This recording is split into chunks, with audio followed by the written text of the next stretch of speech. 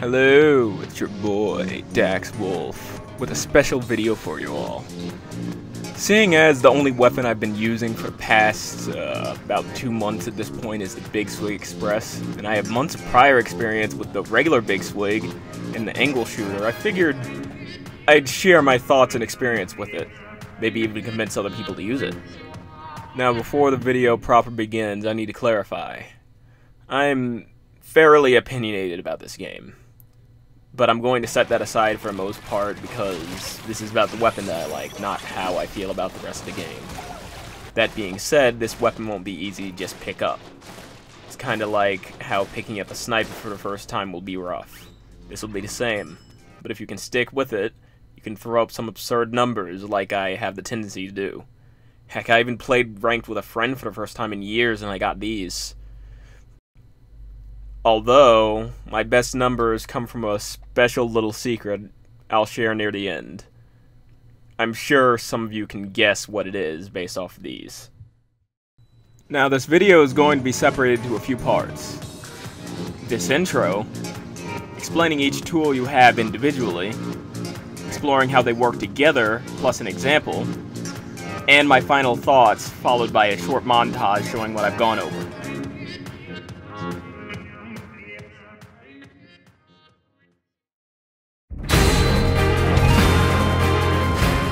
For your tools, you have the regular flick, the vertical flick, the roll, the angle shooter, and the ink storm. First up is the regular flick. It has a fairly large amount of startup, large enough that if, say, a splatter shot were to hit you with every shot, you'll die before it comes out. And even if they miss half their shots, they'll be able to get you before your first attack's end lag is even finished.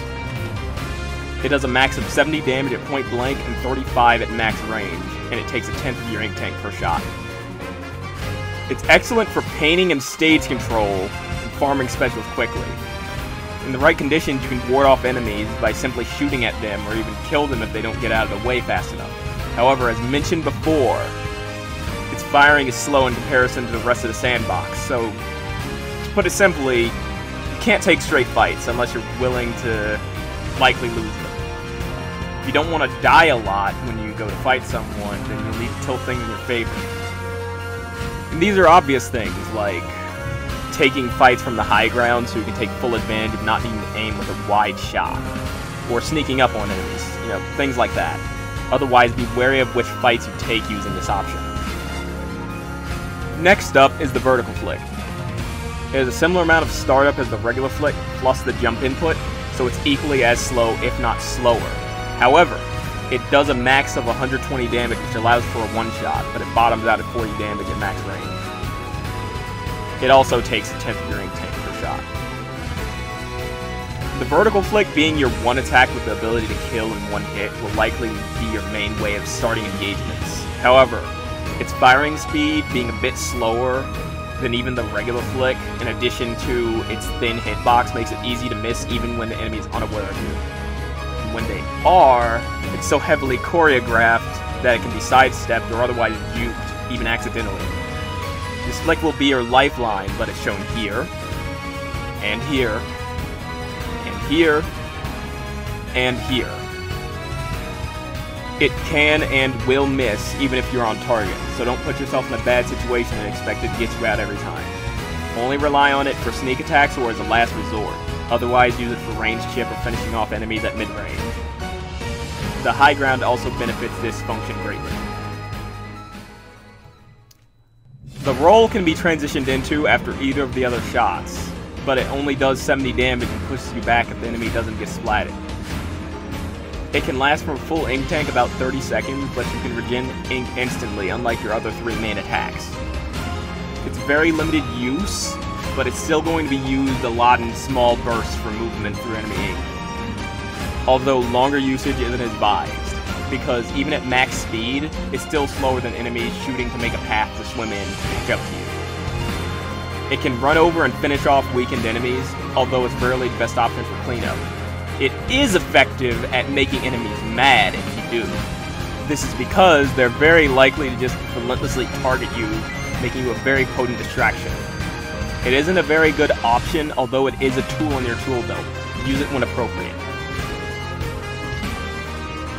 The angle shooter is the weapon's sub. It has almost no startup compared to the other attacks, making it only held back by its 35 damage and... Wait a minute, hold on. Mid-scripting, they buffed angle shooter to 40 damage!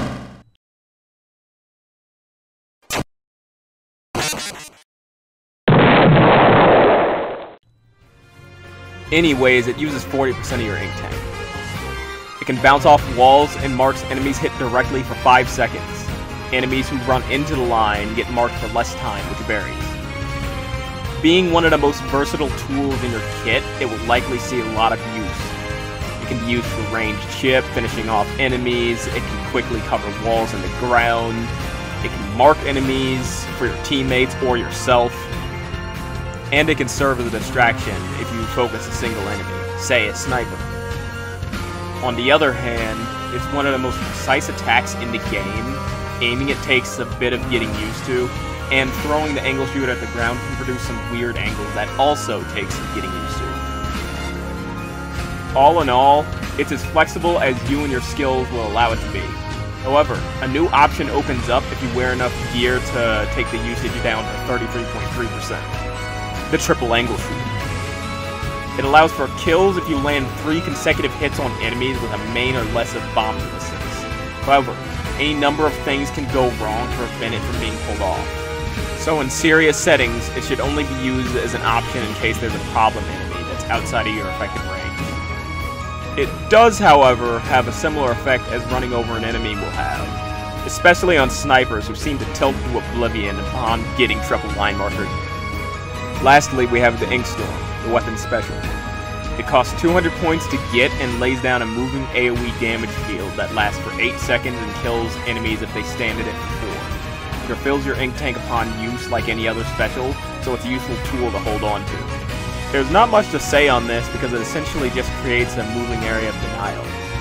The main usage you'll get out of it is flushing enemies out of a corner, forcing them off a power position, or aiding your team in a push. I mainly use it to refill my ink tank while doing one of the other tasks, although you only get 4 max in a 3-minute match, so it should be used wisely. The last piece of the puzzle is your gear set, obviously. If you opt for a gear set like myself or my friends, where it's triple angle shooter, you'd only have 2 mains or 7 subs to work with. Since I burn through ink like crazy, since I'm trying to farm for special while fighting still, I need the faster ink regen speed. Ferox doesn't do that so much. Instead, he takes Object Shredder so he can capitalize on the high object damage this weapon gives by default.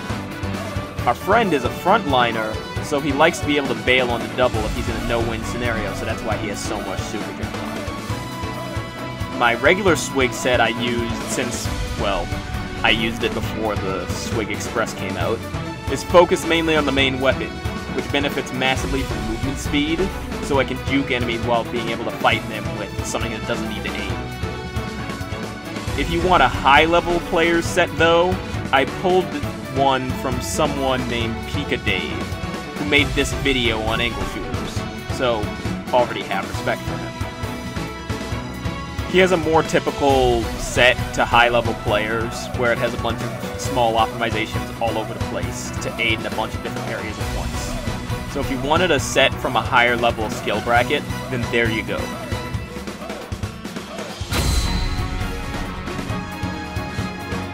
For the interplay of the different parts, it really depends on the situation you're in.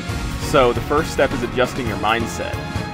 Most weapons, since you only have 2 tools to work with normally, taking that and then doubling it can be a lot.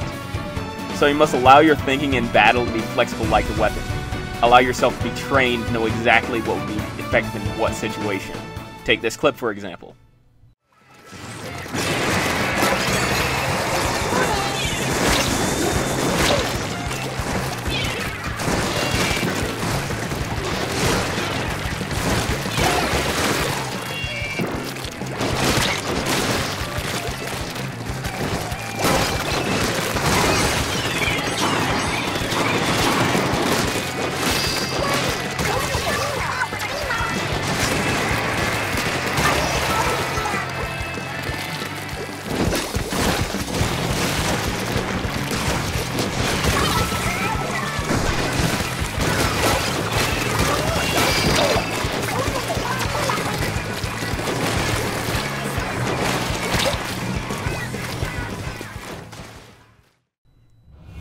Now let's slow this down and I'll explain it in detail.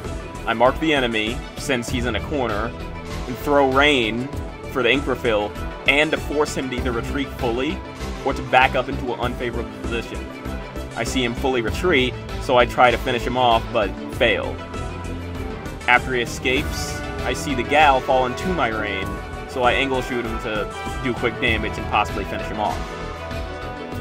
A bit later, I get startled by the roller, which can one-shot me at close range. So I shoot and try to make her back off, which she does, and then roll a little bit to cover ground so I can regen ink and recover. The bucket drives me out though, so I'm forced to fight the Flingza. I mark them to do damage quickly and keep from losing track of them, and then finish her off with the regular flip. I try for the vertical on the N-Zap, but miss, so I just resort to regular flicks, since he's not even paying attention to me anyways, so there's no risk of him insta-killing me. Seeing the bucket engaging my teammate, I decide to just roll, so I can do the guaranteed 70 damage and sneak up on him through his ink, and end up killing him because teammate weakened him. I use the angle shooter to cover a wall quickly so I can climb up, and then I'm surprised by the Flingza, so I go to do the vertical, and then I shoot through her. Since mobility is the best way to avoid wide-reaching attacks at close range, I decide to roll and hope that they wouldn't hit me. I miss the vertical on the gal, so I resort to the regular shots and an angle shooter. The rest is somewhat self-explanatory.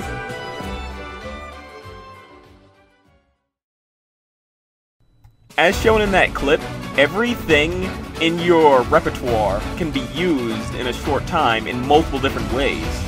And the worst thing is, it only led to me taking out 6 of them. And in a close escape with no ink left. You will be fighting infinitely harder than your competition, although when you succeed, you'll feel really good, trust me. Now, I've heard this weapon is described as a defensive support weapon. And while that is true, its flexibility allows it to take up any role you want in that moment. Like if you can switch from a frontline fighter to a backline sniper, a drop of a hat, maybe switch back to a frontliner, maybe a passive midline, or a defensive midline. It really depends on what the situation calls for and what you are able to do.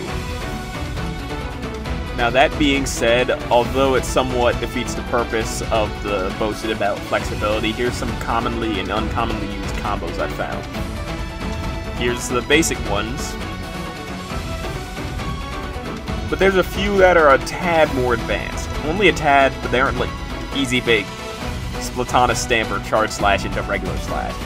They require a bit of precision.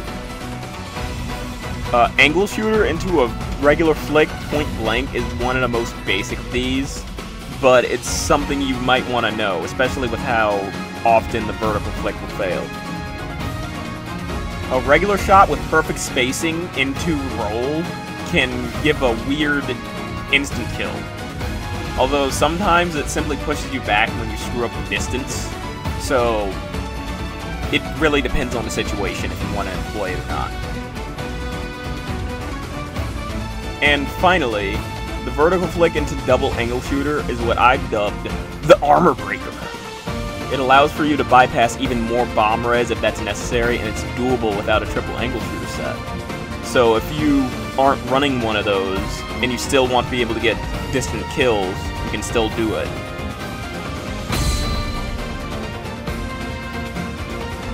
For my final thoughts before the montage, I'd like to address something a friend of mine I was talking to about the woes of making this script expressed. He brought up that oftentimes people who use the express and other angle shooter weapons that it combos well with tend to get very angle shooter brain rotted and overly focus on it to the detriment of the rest of the weapon. And he's right. Although I don't care too deeply about winning, I just want to have fun with triple angle shooter and use it with friends. If you're using this weapon seriously, you should take care not to overly use it. It's a part of the weapon, not the entirety of it. Also, as alluded to in the prior paragraph, I no longer take the game too seriously. These are my opinions on the weapon that I enjoy deeply, and I wanted to share my advice on. It should by no means be taken as law. if you're wondering why I don't really care anymore, I more or less had my fun with it back in Splatoon 2. I got 2,618.8 with a stick Firefin charger back when X rank was first starting, and I was getting matched against top 500 players. And then a bit later, I managed to, well, do shenanigans in 2,300 ranked after I'd taken a long break from it. So I kind of got a little bit disillusioned because I shouldn't be able to get away with rolling around with a roller and wiping out an entire team and having people run away from me, away from the tower, when I'm just a roller running around. So I got a little bit disillusioned, I'll admit. I'd rather just chill with my friends in Turf War where there's no pressure to win, but we can still work together. Honestly, that's the secret, by the way. The secret to the consistent high numbers that are shown in some of those screenshots is teamwork. Like, using the Big Swig Express with friends, since it's so weak, it forces you all to work together and have each other's backs. Work as a unit to succeed. And even later, when you've switched off the Swig, the high levels of teamwork required to do that make a bond that permeates the rest of your play with them, and it's great. That's honestly why I love the Big Swig Express. Enjoy the montage.